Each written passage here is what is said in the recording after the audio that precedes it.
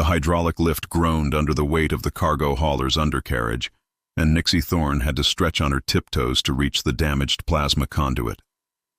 Her violet fingers worked with practiced precision, detaching the burnt-out component while her silver eyes tracked the intricate web of connections that others couldn't see, the subtle electromagnetic signatures that sang to her like music only she could hear. "What's the little one doing under my ship?" a gruff voice called from above. Nixie's jaw tightened. She'd been working at Orbital Station Meridian 7's repair dock for 6 months, and still, people assumed she was someone's child wandering where she shouldn't be.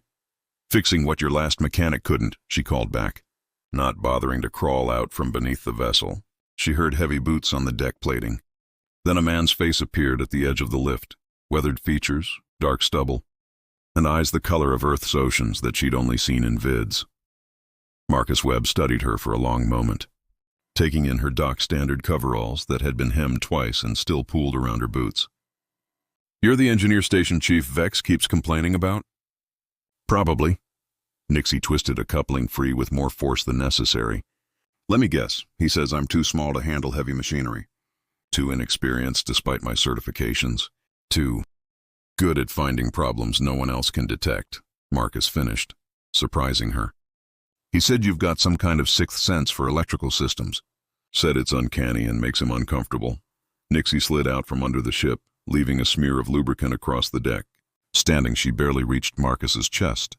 "Most people don't like what they don't understand. My people, Valerians, we have a natural sensitivity to electromagnetic fields. But the Galactic Council decided centuries ago that made us unstable for technical work."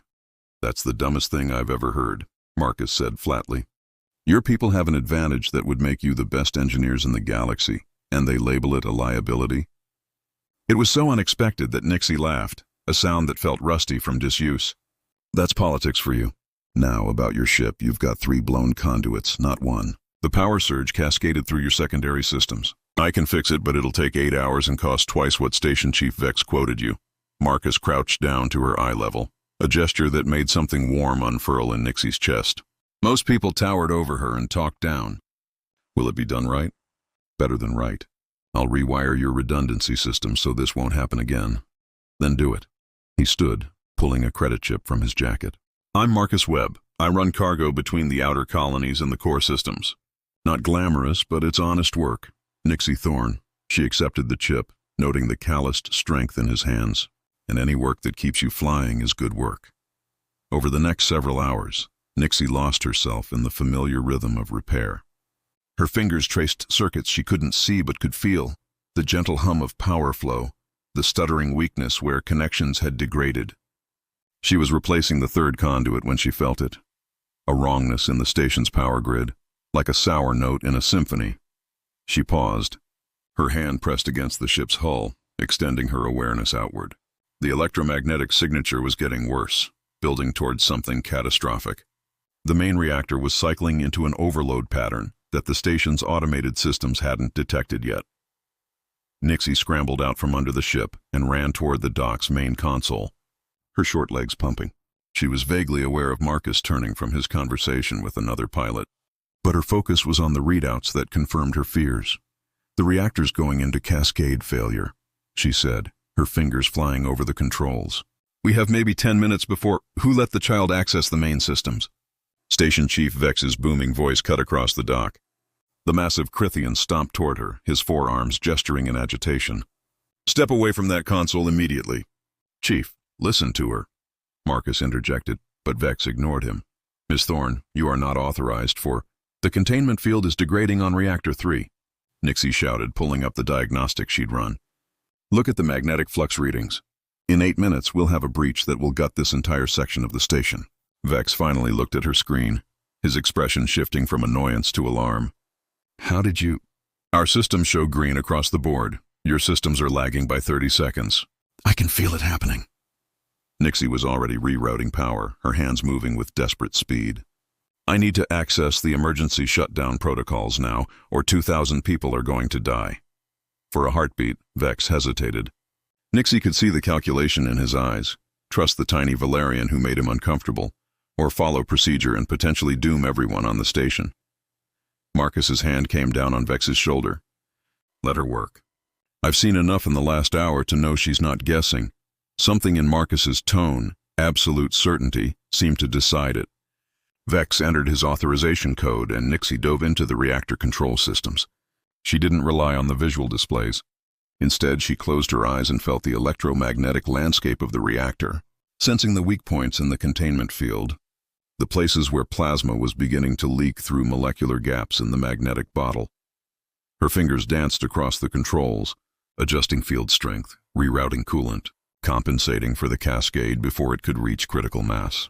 The station's alarms began blaring, 6 minutes too late as her corrections took hold. The reactor's magnetic signature smoothed, stabilized, settled back into its normal rhythms.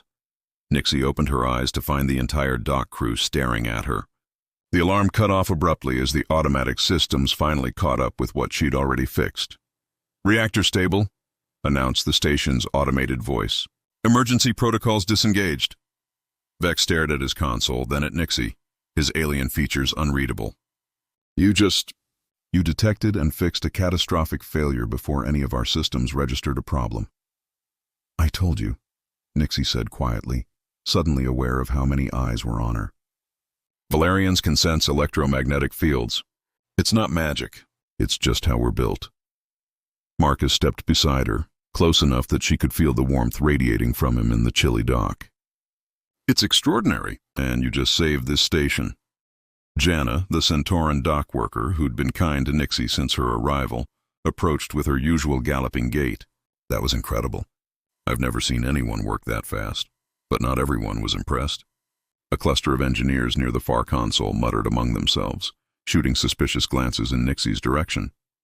She'd seen that look before, the one that said her abilities were somehow unfair or dangerous or both. "Miss Thorne." Vex's voice was formal, controlled. "I need to report this incident to station security. Your intervention, while apparently successful, accessed systems beyond your clearance level. There will be questions." The warmth that had begun to bloom in Nixie's chest withered. Of course.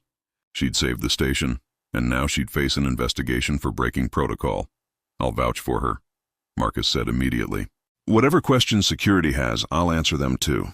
She was working on my ship when she detected the problem." Nixie looked up at him, this human cargo pilot she'd met less than a day ago, now willing to wade into bureaucratic trouble for her sake. His ocean-colored eyes met hers with an intensity that made her breath catch. "Why are you helping me?" she asked quietly. "You don't know me." Marcus smiled, a genuine expression that crinkled the corners of his eyes. "Because I recognize competence when I see it. And because someone who can sense reactor failures before the computers, that's someone who deserves to be heard, not dismissed." He paused, then added with a slight grin. "Plus, you're still the only person who can finish fixing my ship properly. Despite everything, the looming investigation, the suspicious stares, the uncertainty of what came next." Nixie found herself smiling back. For the first time since arriving at Meridian 7, someone saw past her size to recognize what she could actually do. The smile faded when she noticed 3 security officers entering the dock, their expressions serious. Vex gestured toward Nixie and her stomach sank. She'd been through this before on other stations, suspicion, interrogation, eventually being dismissed as a liability despite her skills. But as the officers approached, Marcus positioned himself slightly in front of her, not blocking her from view but making it clear she wasn't alone. The gesture was small but significant, and something shifted in Nixie's chest, a warmth that had nothing to do with electromagnetic fields and everything to do with the steady presence of the man beside her. Whatever came next, at least one person believed in her, and somehow that changed everything. The interrogation lasted 3 hours. Nixie sat in a sterile security office, answering the same questions in different variations, while 2 officers documented every word. Marcus had been separated from her immediately, taken to another room for his own questioning. Through it all, Nixie maintained her composure, explaining her abilities, her training, her split-second decision to act. When they finally released her, she found Marcus waiting in the corridor, leaning against the wall with his arms crossed. He straightened when he saw her, concern evident in his expression. "They held you longer?"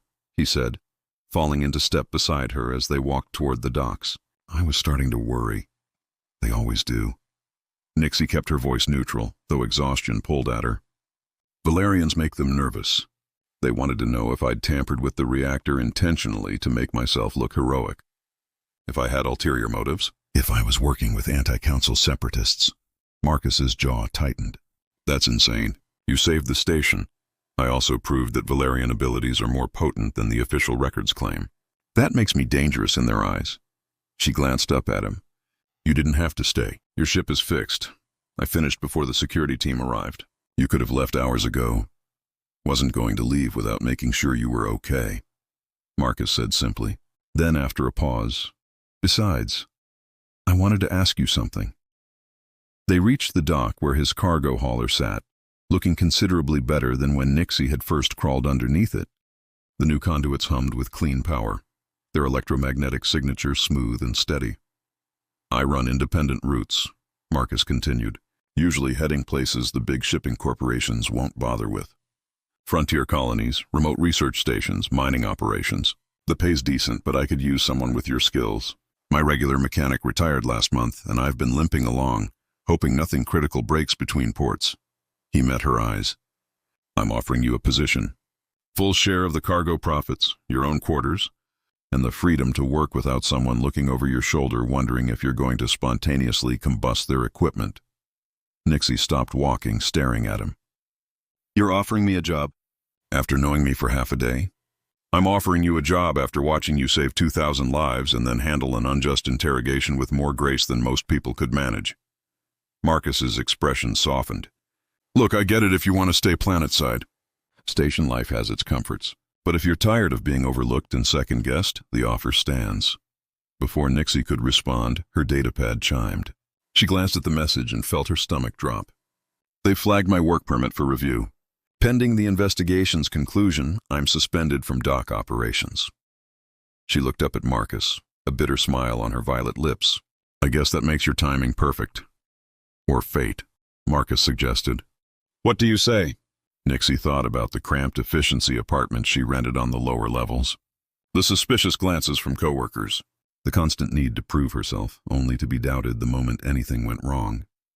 Then she looked at Marcus, this human who'd defended her to security, who'd waited hours to make sure she was okay, who saw her abilities as an asset rather than a threat.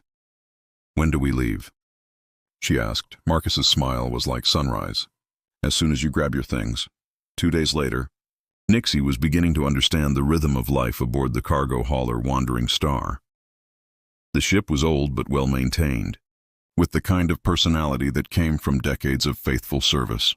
Marcus ran a tight operation, just the two of them, hauling specialty cargo to colonies that needed supplies the major corporations found unprofitable. She'd claimed the small mechanics' quarters near the engine room, finding comfort in the constant electromagnetic hum of the ship's systems. At night, she could feel the reactor's heartbeat through the walls, the power flowing through circuits like blood through veins. Marcus was different from anyone she'd worked with before. He didn't hover or micromanage, trusting her to maintain the ship's systems. They fell into an easy partnership. He handled navigation and cargo negotiations while she kept the Wandering Star running smoothly. During meals in the small galley, they talked about everything. His childhood in Earth's rural territories, her upbringing in the Valerian enclaves that existed on the margins of Council space, the places they'd been and the places they dreamed of going. Nixie found herself noticing small things about him. The way his hands moved with surprising delicacy despite their strength when he prepared food. The rumble of his laugh when she made a dry observation about galactic politics. The careful way he'd modified the ship's controls near her workstation, lowering them so she didn't have to stretch. She was running a diagnostic on the port thrusters when it happened. A sudden wrongness rippled through the ship's electromagnetic field, not catastrophic, but urgent. Nixie's hands flew to the nearest console, pulling up system data even as she felt the problem cascading through the ship's network. Marcus, she called through the comm. Kill the main drive now! To his credit, he didn't hesitate or question. The engines cut out immediately, leaving them coasting through space on momentum alone. Moments later, he appeared in the engine room, slightly out of breath. What is it? Nixie was already pulling an access panel free, exposing the tangle of conduits beneath. Someone sabotaged the power regulator. When the drive cycled to full power for our jump, it would have overloaded the entire system. We'd have been dead in space. Or just dead. Marcus's expression darkened. At Meridian 7? Had to be. This is professional work. Nixie traced the modified circuit with one finger, feeling the malicious intent in its design. Someone wanted us stranded or worse. Because of what happened at the station, Marcus said quietly.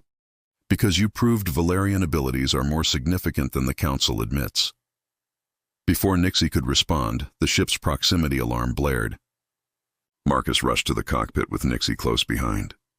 3 vessels appeared on the scanner, sleek, unmarked ships with military-grade engines. This is commercial vessel Wandering Star, Marcus broadcast on standard frequencies. We're experiencing mechanical difficulties. Do you require assistance? The only response was weapons lock alerts screaming across their console. Hold on! Marcus threw the ship into evasive maneuvers, but with the main drive offline, their options were limited. Energy blasts seared past their hull, each one closer than the last. Nixie's mind raced, feeling the ship's systems straining under the assault.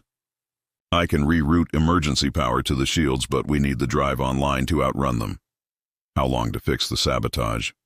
20 minutes minimum, and that's if nothing else is damaged. The ship rocked as a blast connected with their aft shields. Nixie grabbed the console to keep from falling, and Marcus's arm shot out, steadying her. There's an asteroid field ahead, Marcus said, his voice tight with concentration. If I can get us into it using maneuvering thrusters, we might lose them in the debris. But it's going to be rough. Do it, Nixie said, already running for the engine room. I'll get us main power. The next 15 minutes were chaos. The ship bucked and twisted through space as Marcus navigated by feel and instinct, dodging both their pursuers and the tumbling asteroids. In the engine room, Nixie worked with desperate speed, her fingers flying across circuits while the ship shuddered around her. Sparks showered from damaged systems, and more than once she had to grab a support beam to avoid being thrown across the room. But she could feel it. The ship's electromagnetic field, the flow of power, the places where everything needed to connect. Her Valerian senses guided her hands where her eyes couldn't see, feeling for the right connections in the tangle of technology. Nixie, I need power in 30 seconds or we're going to kiss an asteroid the size of a shuttle. Marcus's voice came through the comm, strained but controlled. Working on it. She bypassed the damaged regulator entirely, creating a jury-rigged connection that would have made any station engineer faint with horror. But it would work. She could feel the power waiting to flow, clean and strong. She slammed the final connection into place. Now! The main drive roared to life. Through the deck plates, Nixie felt Marcus push the engines hard, threading the needle between asteroids with precision that spoke of years of experience. The pursuing ships fell behind, forced to slow or risk collision. Nixie collapsed against the bulkhead, her violet skin sheened with sweat, her hands trembling from the adrenaline. She heard Marcus's footsteps seconds before he appeared in the doorway, his face flushed with exertion and relief. We lost them, he said, then crossed the distance between them in 2 strides, pulling her into a fierce embrace. That was too damn close.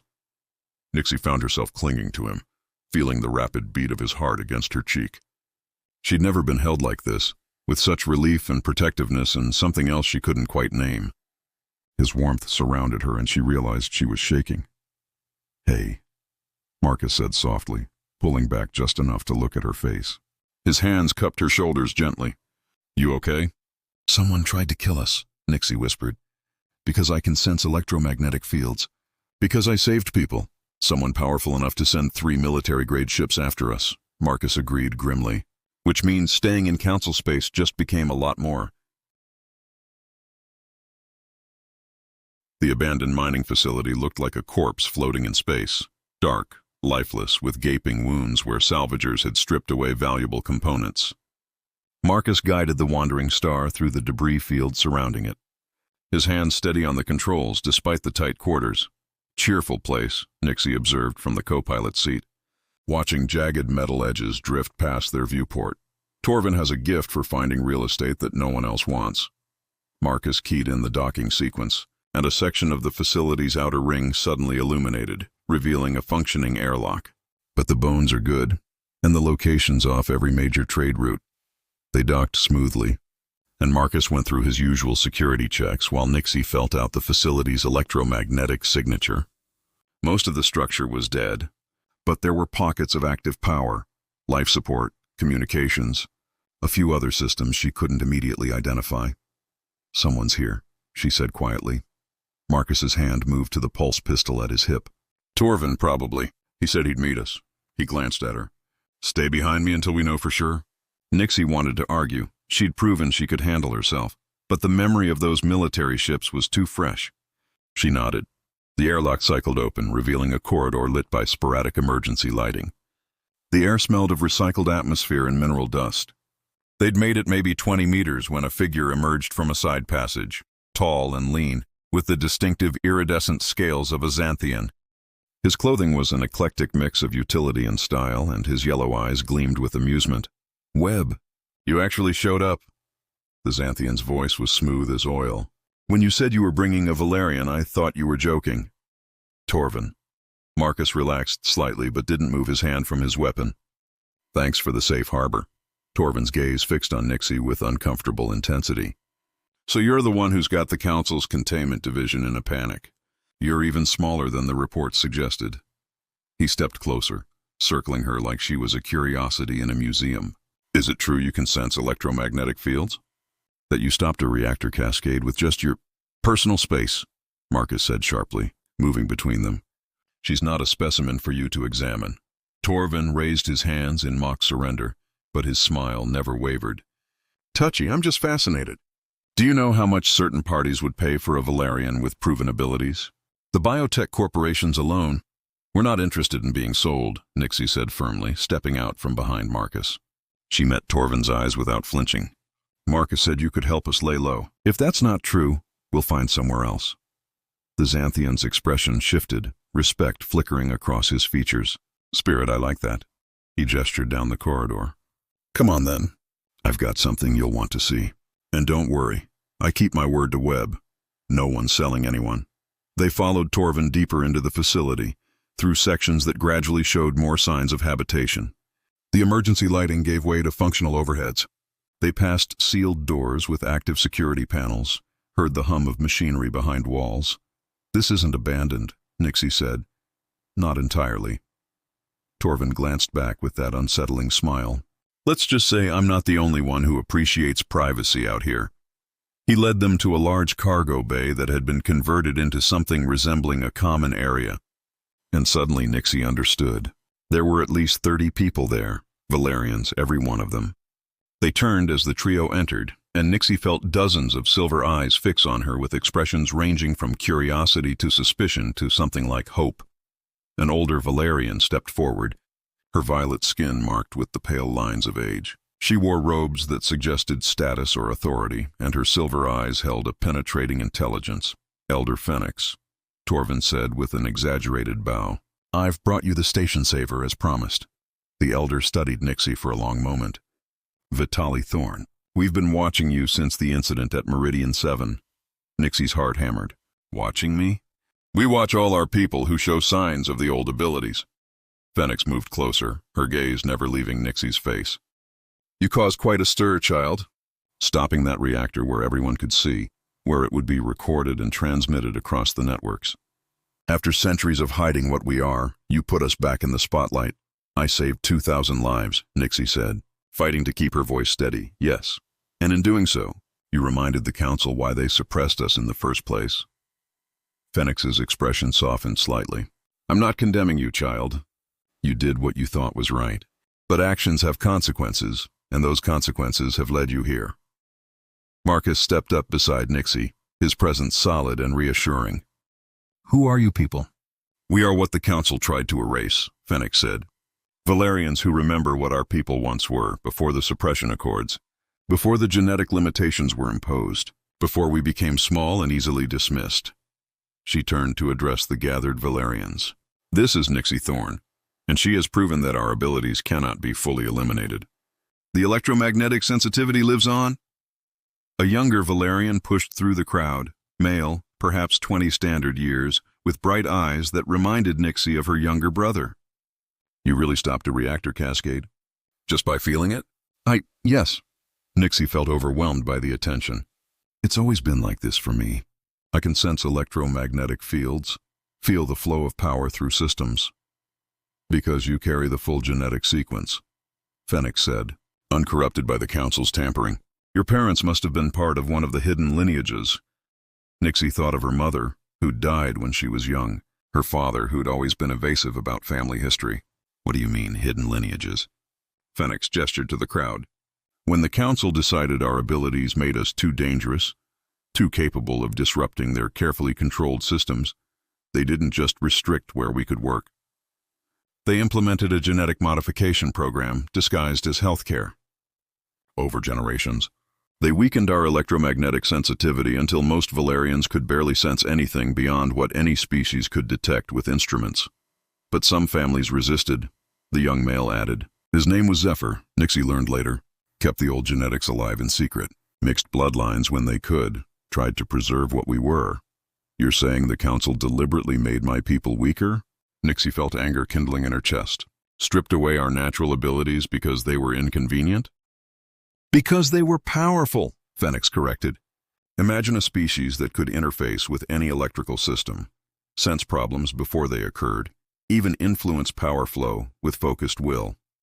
We weren't just engineers, we were living conduits between biological and technological systems. The Council couldn't control that.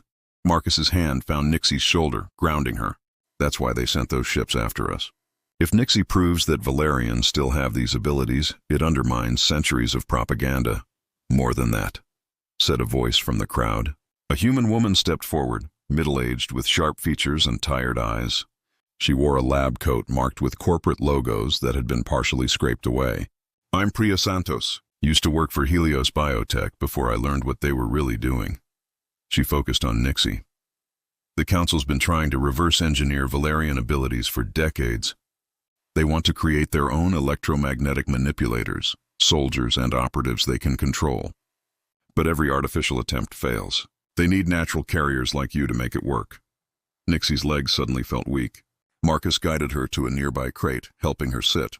The enormity of it crashed over her. She wasn't just running from bureaucratic prejudice.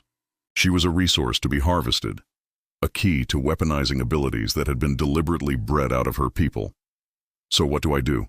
She asked, looking up at Fenix. Hide here forever? Let them win? You could, the elder said. This colony has existed for 15 years without detection. We've built a life here, away from Council surveillance. You be safe. Safe and invisible, Nixie said bitterly. Fenix smiled. Or you could help us with something we've been planning. Something that could change everything for our people. Over the next hours, Fenix and Priya explained. The colony wasn't just hiding, they were gathering evidence. Decades of documentation about the suppression accords, the genetic modification program, the Council's attempts to weaponize Valerian abilities. Everything needed to expose the truth. But we need proof that the abilities still exist in their full form, Priya said. We need someone who can demonstrate them publicly, undeniably. Someone who's already attracted attention. You want to use me as propaganda? Nixie said. We want to use the truth, Fenix corrected. You are living proof that the Council's narrative is a lie. With you, we can demand recognition, equal rights, an end to the genetic restrictions. And make her an even bigger target, Marcus interjected. Every corporate hunter and Council agent will be after her. They already are, Priya pointed out. At least this way, her risk serves a purpose. Nixie looked at Marcus, finding concern and something deeper in his ocean-colored eyes. In just days, he'd become her anchor, the steady presence she measured everything against. What do you think? I think it's your choice, he said carefully. Elsa,